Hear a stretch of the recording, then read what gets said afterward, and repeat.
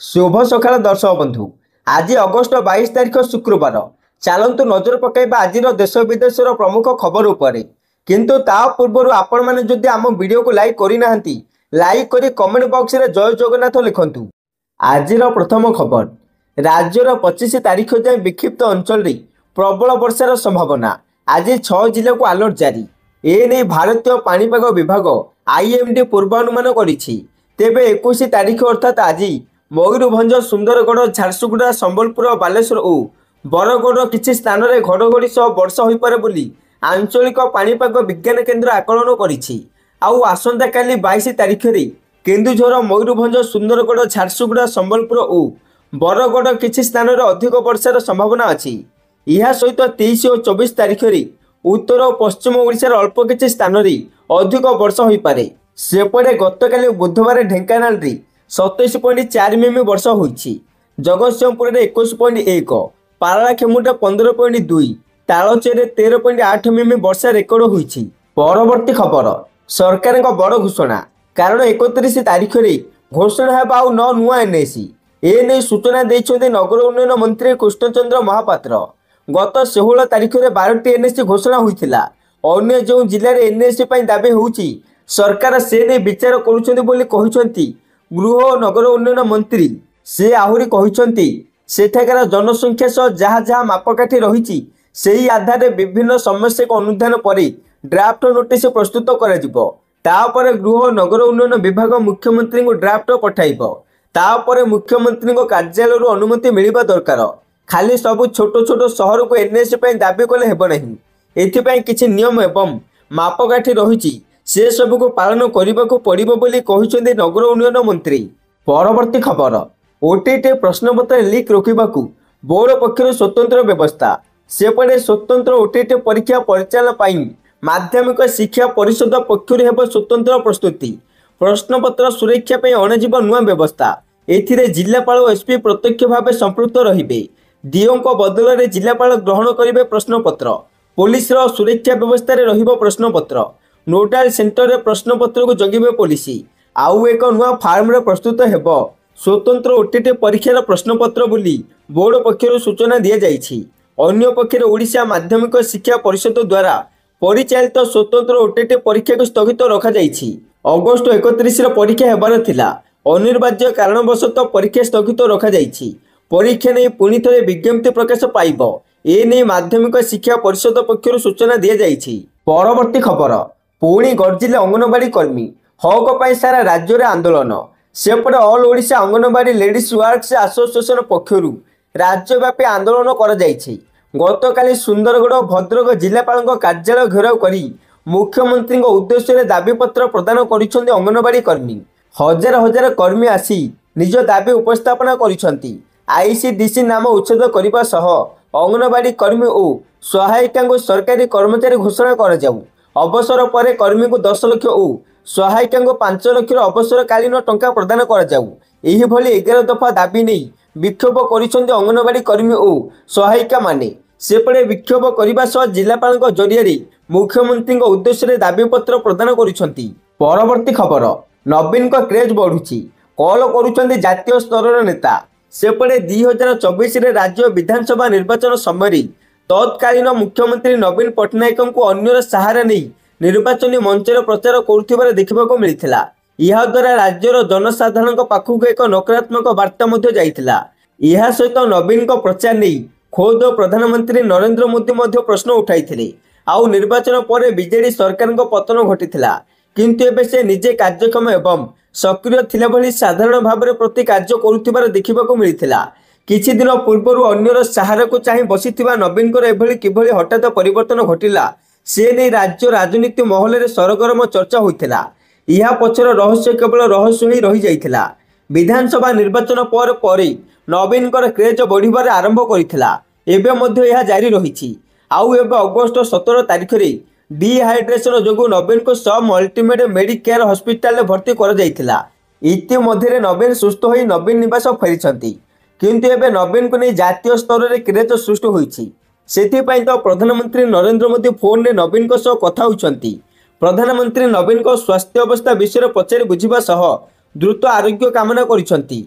ଏହା ସହିତ ମୋଦି ନବୀନଙ୍କୁ କହିଛନ୍ତି ଯେ କିଛି ଦିନ ବିଶ୍ରାମ ନେଇ ଶୀଘ୍ର ଦିଲ୍ଲୀ ଆସିଲେ ଭେଟ ହେବା। ସେହିପରି କଂଗ୍ରେସ ସଭାପତି ମଲ୍ଲିକାର୍ଜୁନ ଖଡଗେ ମଧ୍ୟ ନବୀନଙ୍କ ସହ ଫୋନରେ କଥା ହୋଇ ତାଙ୍କ ସ୍ୱାସ୍ଥ୍ୟ ସମ୍ପର୍କରେ ପଚାରି ବୁଝିବା ସହ ଦ୍ରୁତ ଆରୋଗ୍ୟ କାମନା କରିଛନ୍ତି। ଆନ୍ଧ୍ରପ୍ରଦେଶ ଓ ଛତିଶଗଡ଼ର ପୂର୍ବତନ ରାଜ୍ୟପାଳ ବିଶ୍ୱଭୂଷଣ ହରିଚନ୍ଦନ ଫୋନରେ ନବୀନଙ୍କ ସହ କଥା ହୋଇ ଆଶୁ ଆରୋଗ୍ୟ କାମନା କରିଛନ୍ତି। ଏଥିରୁ ଏହା ସ୍ପଷ୍ଟ ହେଉଛି ଯେ ନବୀନ ପୁଣି ଥରେ ଲୋକପ୍ରିୟତା ଆଡ଼କୁ ମୁହାଁଇଛନ୍ତି। ତାଙ୍କ ପ୍ରତି ବିଭିନ୍ନ ରାଜନୈତିକ ଦଳର ଶୀର୍ଷ ନେତାଙ୍କର ଭଲ ପାଇବା ବଢ଼ିବାରେ ଲାଗିଛି। ପରବର୍ତ୍ତୀ ଖବର, ନୀତିନ ଗଡ଼କରୀଙ୍କ ବଡ଼ ଘୋଷଣା, ଏଣିକି ବସ୍ରେ ବି କରିବେ ବିମାନ ଭଳି ଆରାମ ଯାତ୍ରା। ଯେପରି ବିମାନରେ ଏୟାର ହୋଷ୍ଟେସ୍ ଅଛନ୍ତି, ସେହିପରି ବସ୍ରେ ମଧ୍ୟ ବସ୍ ହୋଷ୍ଟେସ୍ ରହିବେ। ଏନେଇ କେନ୍ଦ୍ର ସଡ଼କ ପରିବହନ ଏବଂ ରାଜପଥ ମନ୍ତ୍ରୀ ନୀତିନ ଗଡ଼କରୀ ସୂଚନା ଦେଇଛନ୍ତି। ବିଜିନେସ୍ ଷ୍ଟାଣ୍ଡାର୍ଡ ଇନଫ୍ରାଷ୍ଟ୍ରକ୍ଚର ସମିତି ଅବସରରେ ଏଭଳି କହିଛନ୍ତି ଗଡ଼କରୀ। ଏହା ସହିତ ସେ ଆହୁରି କହିଛନ୍ତି, ଭାରତରେ ସାର୍ବଜନୀନ ପରିବହନ ବ୍ୟବସ୍ଥାକୁ ଆହୁରି ଉନ୍ନତ କରିବା ପାଇଁ କାମ ଚାଲିଛି। ସରକାର ଅତ୍ୟାଧୁନିକ ଇଲେକ୍ଟ୍ରିକ୍ ବସ୍ ଚଳାଇବା ଯୋଜନାରେ କାମ କରୁଛନ୍ତି, ଯେଉଁଥିରେ ଯାତ୍ରୀମାନେ କଫି, ଚା, ଫଳ ଏବଂ ଥଣ୍ଡା ପାନୀୟର ସୁବିଧା ପାଇପାରିବେ। ବର୍ତ୍ତମାନ ଟାଟା ସହିତ ମିଳିତ ଭାବରେ ଏହି ପ୍ରକଳ୍ପ ଉପରେ କାମ ଚାଲିଛି। ହେଲେ ଡିଜେଲ ବସ୍ ତୁଳନାରେ ଏହାର ଭଡ଼ା ପ୍ରାୟ 30% ହେବ ବୋଲି ଆଶା କରାଯାଉଛି। ପରବର୍ତ୍ତୀ ଖବର, 8ଟି ମାମଲାରେ ଇମ୍ରାନ ଖାନଙ୍କୁ ମିଳିଲା ଜାମିନ। ସେପଟେ ପାକିସ୍ତାନ ସୁପ୍ରିମକୋର୍ଟ ଇମ୍ରାନ ଖାନଙ୍କୁ ଜାମିନ ମିଳିଛି। ପାକିସ୍ତାନର ପୂର୍ବତନ ପ୍ରଧାନମନ୍ତ୍ରୀ ଇମ୍ରାନ ଖାନଙ୍କ 8ଟି ମାମଲାରେ ପାକିସ୍ତାନ ସୁପ୍ରିମକୋର୍ଟ ଜାମିନ ପ୍ରଦାନ କରିଛନ୍ତି। ଗୁରୁବାର ଦିନ କୋର୍ଟ ଶୁଣାଣି କରି କହିଛନ୍ତି, ଇମ୍ରାନଙ୍କ ପାଖରେ ଲୁଚାଇବା ପାଇଁ କିଛି ନାହିଁ। ତାଙ୍କ ବିରୁଦ୍ଧରେ ପୂର୍ବରୁ ମାମଲା ରହିଛି, ତେଣୁ ତାଙ୍କୁ ଜାମିନ ମିଳିବା ଉଚିତ। ତେବେ ଇମ୍ରାନଙ୍କ ଏହି ଜାମିନ 9 ମଇ ମାମଲାରେ ମିଳିଛି। 9 ମଇ 2030 ମସିହାରେ ଇମ୍ରାନଙ୍କ ସମର୍ଥକ କିଛି ଅଞ୍ଚଳରେ ସେନା ବିରୁଦ୍ଧରେ ମୋର୍ଚ୍ଚା କରିଥିଲେ। ଏହି ମୋର୍ଚ୍ଚା ଯୋଗୁଁ ପାକିସ୍ତାନ ସେନାର ବହୁ କ୍ଷତି ହୋଇଥିଲା। ପ୍ରଥମ ଥର ପାଇଁ ପାକିସ୍ତାନ ସେନା ବିରୁଦ୍ଧରେ ଏପରି ବିରୋଧ ପ୍ରଦର୍ଶନ ଦେଖିବାକୁ ମିଳିଥିଲା।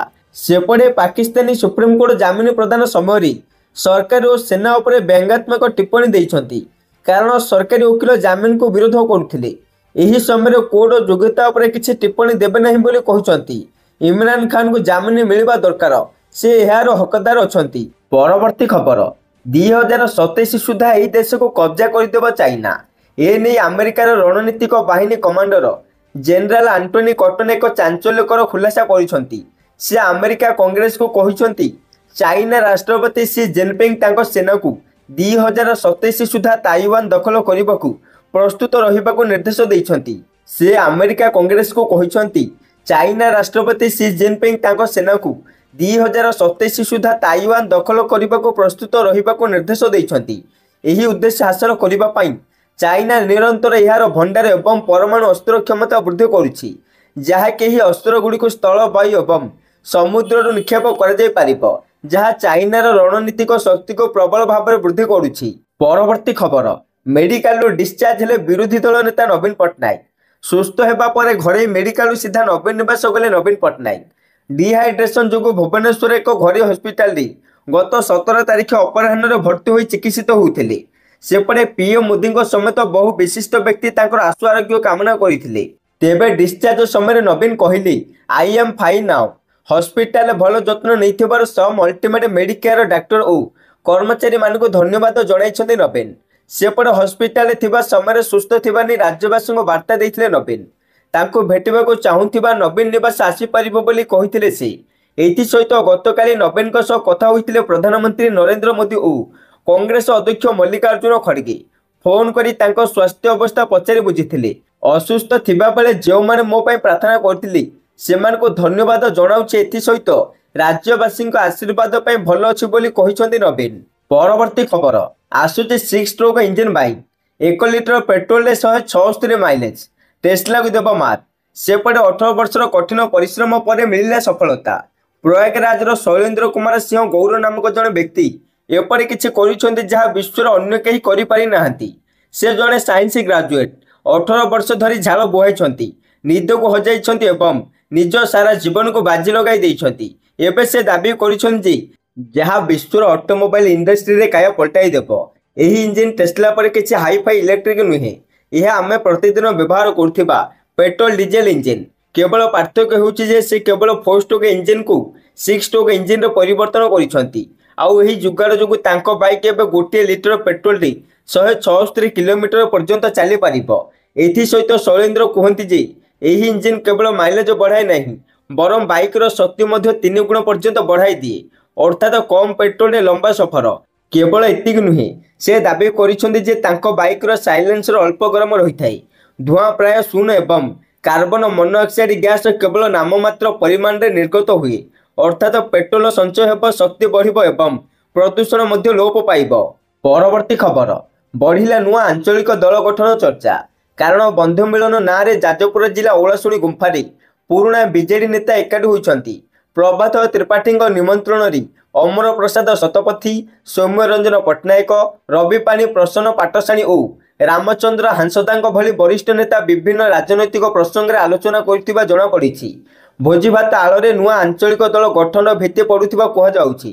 ଉପସ୍ଥିତ ନେତା ଏହାକୁ ବ୍ୟକ୍ତିଗତ ଭୋଜି ବୋଲି କହି ଏଡ଼ାଇ ଦେଇଥିଲା ବେଳେ ଏହା ନୂଆ ରାଜନୈତିକ ଗତିବିଧିର ସଂକେତ ହୋଇପାରେ ବୋଲି ଅନୁମାନ କରାଯାଉଛି। ପରବର୍ତ୍ତୀ ଖବର, ହୁ ହୁ ହୋଇ ଜଳିଗଲା ଆମ ବସ୍। ସେପଟେ 16 ନମ୍ବର ଜାତୀୟ ରାଜପଥ ଗଡ଼ ଖୋର୍ଦ୍ଧା ଛକ ନିକଟରେ ଆମ ବସ୍ର ଅଗ୍ନିକାଣ୍ଡ ଘଟିଛି। ଖବର ପାଇ ଅଗ୍ନିଶମ ବାହିନୀ ଘଟଣାସ୍ଥଳରେ ପହଞ୍ଚି ନିଆଁକୁ ଆୟତ୍ତ କରିଛନ୍ତି। ସୂଚନା ଅନୁଯାୟୀ ଗୁରୁବାର ଏକ ଆମ ବସ୍ ଭୁବନେଶ୍ୱରରୁ ବାହାରି ଖୋର୍ଦ୍ଧା ଅଭିମୁଖେ ଯାଉଥିଲା। ଗଡ଼ ଖୋର୍ଦ୍ଧା ଛକ ନିକଟରେ ଆମ ବସ୍ରେ ନିଆଁ ଲାଗି ଯାଇଥିଲା। ଆଉ ଖବର ପାଇ ଅଗ୍ନିଶମ ବାହିନୀ ଘଟଣାସ୍ଥଳରେ ପହଞ୍ଚି ନିଆଁକୁ ଆୟତ୍ତ କରିଛି। ବସ୍ରେ ଯାଉଥିବା ସମସ୍ତ ଯାତ୍ରୀ ସୁରକ୍ଷିତ ଥିବା ଜଣାପଡ଼ିଛି। ଆଉ ସର୍ଟ ସର୍କିଟ୍ ଯୋଗୁଁ ନିଆଁ ଲାଗିଯାଇଥିବା ସନ୍ଦେହ କରାଯାଉଛି। ପରବର୍ତ୍ତୀ ଖବର, ଭାରତକୁ ଭରସା ଦେଲା ରୁଷ। ଭାରତୀୟ ସାମଗ୍ରୀ ଆମେରିକା ବଜାର ନ ଗଲେ ଆମକୁ ପଠାନ୍ତୁ। ସେପଟେ ଆମେରିକାର ରାଷ୍ଟ୍ରପତି ଡୋନାଲ୍ଡ ଟ୍ରମ୍ପଙ୍କ ଦ୍ୱାରା ଭାରତ ଉପରେ ଲାଗୁ କରାଯାଇଥିବା ଉଚ୍ଚ ଶୁଳ୍କ ପରେ ଭାରତକୁ ରୁଷଠାରୁ ସମର୍ଥନ ମିଳିଛି। ଟ୍ରମ୍ପ କେବଳ ରୁଷଠାରୁ ତେଲ କିଣୁଥିବାରୁ ଭାରତ ଉପରେ ଅତିରିକ୍ତ 25% ଶୁଳ୍କ ଲାଗୁ କରିଥିଲେ। ଏହାପରେ ଆମେରିକା ଭାରତ ସମେତ ସେହି ଦେଶଗୁଡ଼ିକ ଉପରେ ଅଧିକ ଶୁଳ୍କ ଲାଗୁ କରିବା ବିଷୟରେ ଘୋଷଣା କରିଥିଲା ଯେଉଁମାନେ ରୁଷଠାରୁ ତେଲ କିଣୁଛନ୍ତି। ତେଣୁ ଏବେ ଭାରତକୁ ଏହି ମାମଲାରେ ରୁଷର ସମର୍ଥନ ମିଳିଛି। ସେପଟେ ଏକ ରିପୋର୍ଟ ଅନୁଯାୟୀ ରୁଷ ଦୂତାବାସ ଟ୍ରମ୍ପଙ୍କ ଏହି ନିଷ୍ପତ୍ତି ଉପରେ ଅସନ୍ତୋଷ ପ୍ରକାଶ କରିଛି। ରୁଷ ଦୂତାବାସ କହିଛି ଯେ ଯଦି ଭାରତୀୟ ସାମଗ୍ରୀ ଆମେରିକା ବଜାରକୁ ଯାଇପାରିବ ନାହିଁ ତେବେ ତାହା ରୁଷକୁ ଯାଇପାରିବ। ଆମେ ସାମଗ୍ରୀ କିଣିବୁ। ଏହାପରେ ଭାରତ ଉପରେ ଆମେରିକା ଦ୍ୱାରା ଲଗାଯାଇଥିବା ପ୍ରତିବନ୍ଧକକୁ ଦୂତାବାସ ଦ୍ୱୈତ ମାନଦଣ୍ଡ ବୋଲି କହିଛି। ଦୂତାବାସ କହିଛନ୍ତି ଯେ ରୁଷ ଠାରୁ ଅଶୋଧିତ ତେଲ ନ କିଣିବା ପାଇଁ ଭାରତ ଉପରେ ଆମେରିକା ଚାପ ପକାଇବା ଅନୁଚିତ। ପରବର୍ତ୍ତୀ ଖବର, ଇପିଏଫ୍ଓର ବଡ଼ ଉପହାର, ଦ୍ୱିଗୁଣିତ ହେଲା ମୃତ୍ୟୁକାଳୀନ ଫଣ୍ଡସ୍। ଏଣିକି କେନ୍ଦ୍ରୀୟ କର୍ମଚାରୀଙ୍କ ପରିବାରକୁ ମିଳିବ ଏତିକି ଟଙ୍କା। ଭାରତରେ କାର୍ଯ୍ୟରତ ପ୍ରାୟ ପ୍ରତ୍ୟେକ କର୍ମଚାରୀଙ୍କର ଏକ ପ୍ରୋଭିଡେଣ୍ଟ ଫଣ୍ଡ ପିଏଫ୍ ଆକାଉଣ୍ଟ ଥାଏ। ଏହାକୁ କର୍ମଚାରୀ ଭବିଷ୍ୟନିଧି ପାଣ୍ଠି ସଂଗଠନ ଅର୍ଥାତ୍ ଇପିଏଫ୍ଓ ଦ୍ୱାରା ପରିଚାଳିତ କରାଯାଏ। ହେଲେ ଏବେ ଇପିଏଫ୍ଓ ଏହାର ସଦସ୍ୟଙ୍କ ପରିବାରକୁ ଏକ ବଡ଼ ଆଶ୍ୱସ୍ତି ଦେଇଛି। ପୂର୍ବରୁ ଯଦି କୌଣସି ପିଏଫ୍ ସଦସ୍ୟଙ୍କ ମୃତ୍ୟୁ ହୁଏ ତେବେ ପରିବାରକୁ ମୃତ୍ୟୁ ସହାୟତା ଅଧୀନରେ 8.8 ଲକ୍ଷ ଟଙ୍କା ମିଳୁଥିଲା, କିନ୍ତୁ ବର୍ତ୍ତମାନ ଏହି ପରିମାଣକୁ 15 ଲକ୍ଷ ଟଙ୍କାକୁ ବୃଦ୍ଧି କରାଯାଇଛି। ଏହି ନୂତନ ବ୍ୟବସ୍ଥା ପୂର୍ବ ତାରିଖ ଅର୍ଥାତ୍ 1 ଏପ୍ରିଲ 2025ରୁ ଲାଗୁ କରାଯାଇଛି। ଯଦି କୌଣସି କର୍ମଚାରୀଙ୍କ ମୃତ୍ୟୁ ଏପ୍ରିଲ 1 କିମ୍ବା ତାପରେ ହୁଏ ତେବେ ତାଙ୍କ ପରିବାରକୁ 8.8 ଲକ୍ଷ ଟଙ୍କା ବଦଳରେ 15 ଲକ୍ଷ ଟଙ୍କା ମିଳିବ। ଏହି ନିଷ୍ପତ୍ତିକୁ ଇପିଏଫ୍ଓର ସର୍ବବୃହତ ବୋର୍ଡ କେନ୍ଦ୍ରୀୟ ଟ୍ରଷ୍ଟି ବୋର୍ଡ ଦ୍ୱାରା ମଧ୍ୟ ଅନୁମୋଦିତ କରାଯାଇଛି, ଯେଉଁଥିରେ ସରକାର ନିଯୁକ୍ତିଦାତା ଏବଂ କର୍ମଚାରୀଙ୍କ ପ୍ରତିନିଧିମାନେ ସାମିଲ ଅଛନ୍ତି। ପରବର୍ତ୍ତୀ ଖବର, ଛୋଟ ପିଲାମାନଙ୍କର ବିଭିନ୍ନ ଆବଶ୍ୟକତାକୁ ସମର୍ଥନ କରିବା ପାଇଁ ନିଯୁକ୍ତି ହେବେ ଶିଶୁ ସେବିକା। ସେପଟେ ଶିକ୍ଷକମାନଙ୍କୁ ଶ୍ରେଣୀଗୃହ ପରିଚାଳନାରେ ସହାୟତା କରିବା ଏବଂ ଛୋଟ ପିଲାମାନଙ୍କର ବିଭିନ୍ନ ଆବଶ୍ୟକତାକୁ ସମର୍ଥନ କରିବା ପାଇଁ ନିଯୁକ୍ତି ହେବେ ଶିଶୁ ସେବିକା। ପିଲାମାନଙ୍କୁ ସ୍ୱାଗତ କରିବା, ପରିଷ୍କାର ପରିଚ୍ଛନ୍ନତା ପାଳନ କରିବା ଏବଂ ଦୈନନ୍ଦିନ ସ୍କୁଲ କାର୍ଯ୍ୟକଳାପ ମଧ୍ୟରେ ସୁଗମ ପରିବର୍ତ୍ତନରେ ସାହାଯ୍ୟ କରିବା ପାଇଁ ଶିକ୍ଷକମାନଙ୍କୁ ସାହାଯ୍ୟ କରିବେ। ଆଉ ବିରକ୍ତ ପିଲାମାନଙ୍କୁ ଧୀରେ ଧୀରେ କଥା କହି କିମ୍ବା ନୀରବରେ ସେମାନଙ୍କ ସହିତ ରହି ଶାନ୍ତ କରିବେ। ଆବଶ୍ୟକ ହେଲେ ପିଲାଙ୍କୁ ପୁସ୍ତକ, ଖେଳନା ଏବଂ ଚାଟ ଭଳି ସାମଗ୍ରୀ ଦେବେ। ପିଲାଙ୍କୁ ବାହାରକୁ ଯିବାକୁ, ଶୌଚାଳୟକୁ ଯିବାକୁ କିମ୍ବା ଟିକିଏ ବିରତି ନେବାକୁ ପଡ଼ିଲେ ତାଙ୍କ ସହିତ ଚଲାବୁଲା କରିବେ। ଯଦି ପିଲାଟି ବିରକ୍ତ, ଅସୁସ୍ଥ କିମ୍ବା ବିଭିନ୍ନ ଆଚରଣ କରୁଛି ତେବେ ଶିକ୍ଷକଙ୍କୁ ଜଣାଇବେ।